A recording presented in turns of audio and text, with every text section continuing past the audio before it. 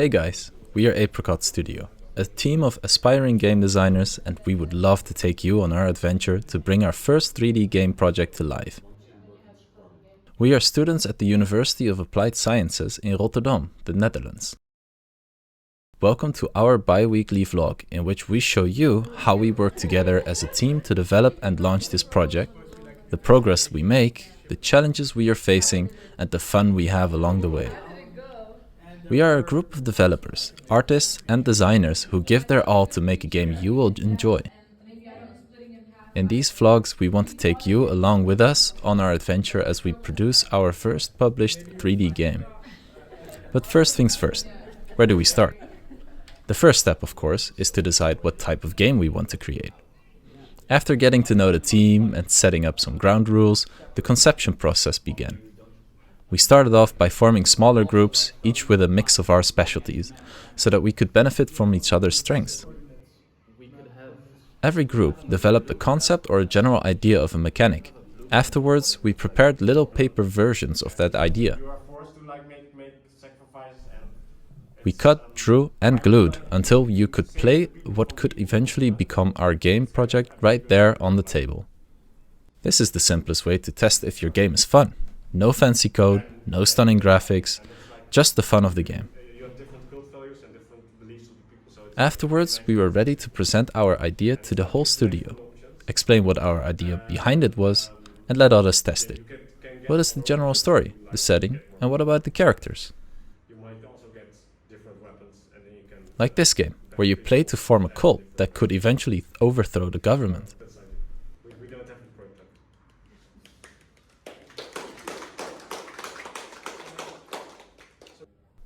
In another concept, you play as a diver, exploring an old shipwreck deep beneath the sea, using only a sonar device to navigate.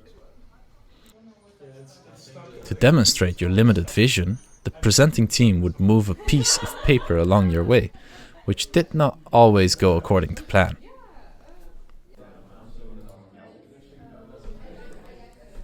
After a little break, it was time to vote for the best concept to present to the other students in our minor.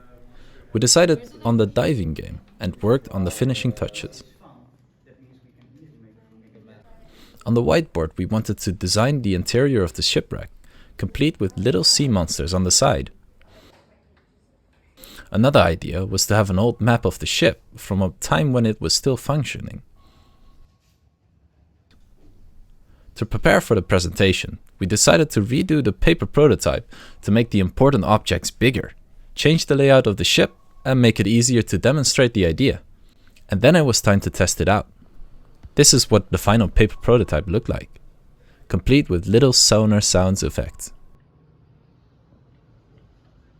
To present it to the other students, we recorded a video of a playthrough to show the most important features. I'm going to check your requirements, so it's like I was now looking at how I was fine-tuning the browser. The next step in our game concepting journey is block prototyping.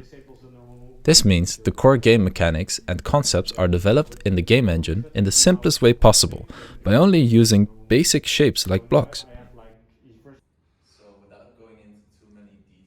We used the time to test out some ideas, get to know the program better, and share our experiences with the group, so that we can all benefit from it. And of course, a little bit of fun can't hurt after all this hard work. Now it was time to present our block prototypes to the teachers.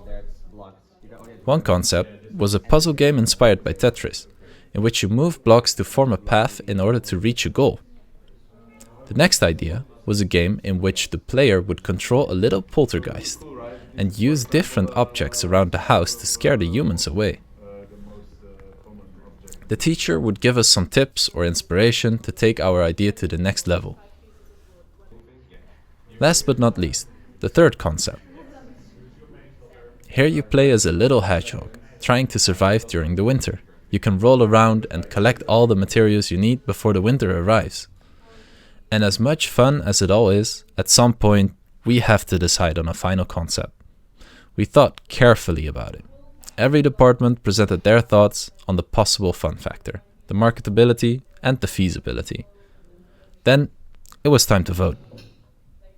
To give you a hint on which game won, Where do ghosts buy their clothes? At the boutique. It was a very eventful first week, but we made good progress.